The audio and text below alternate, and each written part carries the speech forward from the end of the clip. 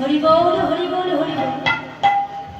তাই আজ না লক্ষ্য করো ভগবান কি করছি। আমার আজ গোবিন্দই আমার সচী মায়ের কোলে তিনি আবির্ভূত হলেন। হরি বল মায়েরা একটু মন দিয়ে শ্রবণ করবেন, এদিকে দর্শন করবেন। ভগবান আবির্ভূত হলেন, তাই না? কিন্তু মা দেখবেন আমরা অনেকেই বাবা জানি, কি জানি? আমরা অনেকেই একটি কথা জানি যে ভগবান জন্মগ্রহণ করেছিলেন, তাই না? কেন বলুন তো? কারণ মাগো আমরা জন্মাষ্টমী তিথি পালন করি, তাই না? সকলেই পালন করি। আমরা জন্মাষ্টমী তিথি পালন করি, তাই আমাদের পত্রিকাতে দেখলে দেখা যায় যে ভগবানের জন্মাষ্টমী তিথি। কিন্তু মাগো যখনই আপনি ওই বৈষ্ণবের তালিকা খুলে দেখবেন, দেখলে কি দেখা যায় না ভগবানের আবির্ভাব তিথি। কারণ ভগবান যে জন্মগ্রহণ করে না, করেছে ভগবান কোন যুগেই তিনি জন্মগ্রহণ করেন না। কারণ মাগো মিলিয়ে কথা বলতে হবে, তাই না? আচ্ছা কলিযুগে ভগবানের মায়ের নাম কি ছিল? আমায় কি ছিল? আমার লজ্জা পাবেন না, হরি বল। যদি জেনে থাকেন বা একটু জোরে বলবেন, হরি বল। আমার কি ছিল? সচী মা। কলিযুগে ভগবানের মায়ের নাম ছিল সচী মাতা, আর পিতা ছিলেন জগন্নাথ মিশ্র। হরি বল মা, লক্ষ্য করে দেখো, আমার ভগবান যখন আসবেন, সচী মা আমার গর্ভবতী ছিল, ছিল না? হ্যাঁ, সচী মা আমার গর্ভবতী ছিল। আচ্ছা বলতে পারবেন মায়ের গর্ভটি কতদিন ছিল? আমার কতদিন ছিল বলা ভুল হবে, কত মাস ছিল? হ্যাঁ, কত মাস ছিল? সচী মায়ের গর্ভটি মাগো আপনাদের মতো 10 মাস 10 দিন ছিল না। মায়ের গর্ভটা ছিল 13টা মাস। কত মাস? 13 মাস মায়ের গর্ভ ছিল। আমার কারোর ক্ষমতা আছে 13টা মাস একটি সন্তানকে গর্ভে রাখা? কিন্তু মায়ের গর্ভটি বাবা 13 মাস ছিল। আচ্ছা 13টা মাস যে মায়ের গর্ভ ছিল, গর্ভে কি সত্যই ভগবান ছিল?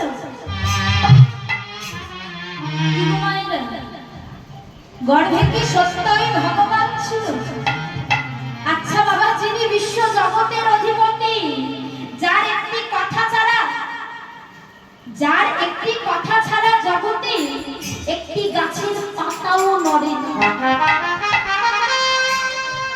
আর সেই গোবিন্দ কিনা 13টা মাস মায়ের গর্ভে ছিল।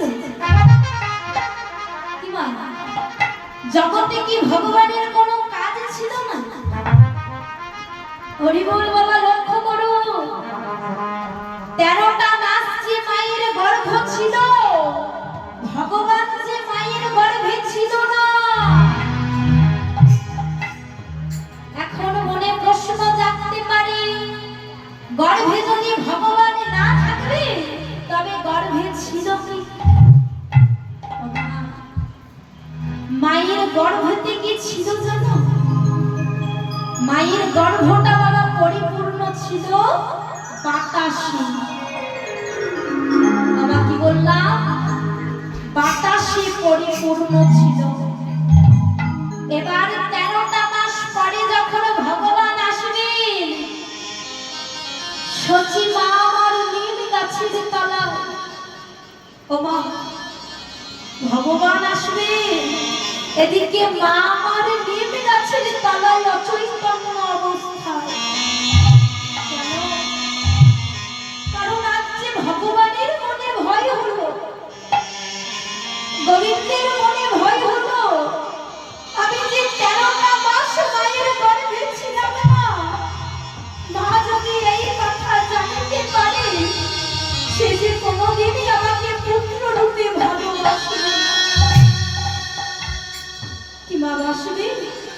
বাসুদেব কারণ কারণ আমি যে 13 মাস মায়ের গর্ভে ছিলাম না, তাই মা যে কোনোদিন আমাকে সন্তানের রূপে ভালোবাসবে না। তাই আমি আগে কাজ করি, আমি মাকে অচৈতন্য করে দিয়ে মায়ের কোলে আমি আবির্ভূত হই। তাহলে বাবু আজ নিম গাছের তলায় সত্যি মা আমার অচৈতন্য অবস্থা, আর তখন আমার গৌর সেইভাবে মায়ের কোলে আবির্ভূত হলেন।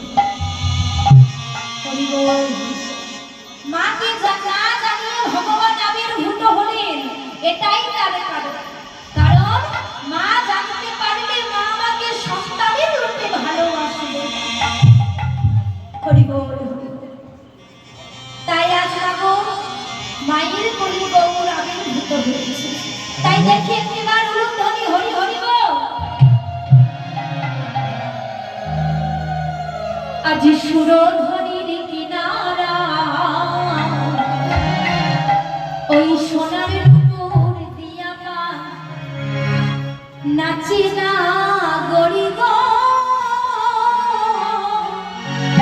সুন্দর গৌরাঙ্গরা।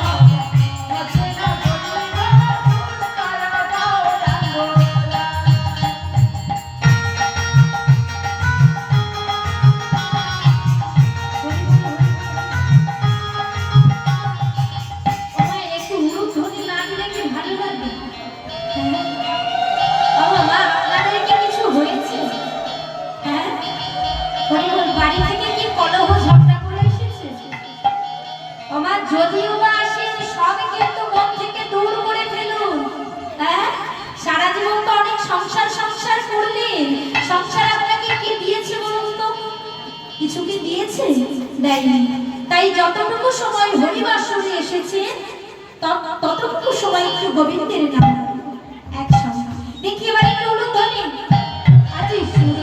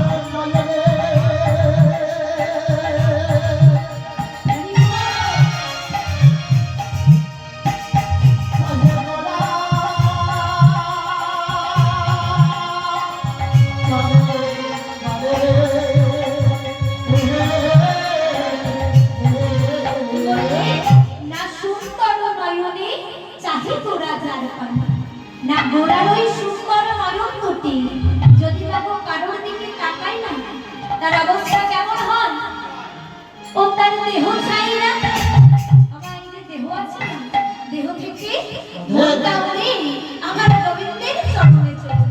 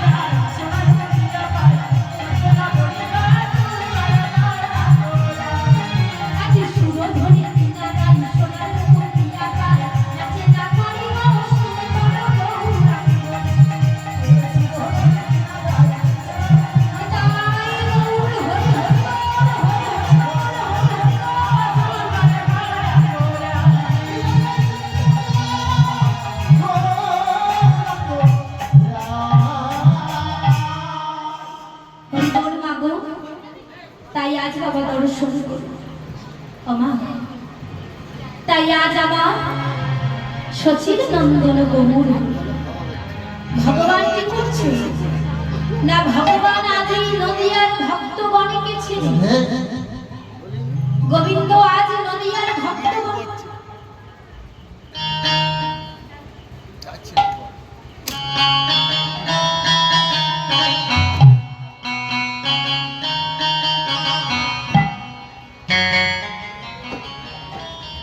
ভগবান নদিয়া নাগরিকগণকে ছেড়ে চলে গেলেন না। এবার যেই না গোবিন্দ চলে গেলেন ভক্তগণেরা নয়নের জলে কাঁদছে। কেমন ভাবে কাঁদছে একটিবার দর্শন করুন। আজ আমার অদ্বৈত প্রভু কাঁদছে, আজ শ্রীবাস প্রভু কাঁদছে, সঙ্গে আমার মা শচী মাতা কাঁদছে। কেমন ভাবে বলি কাঁদিছে না দৈত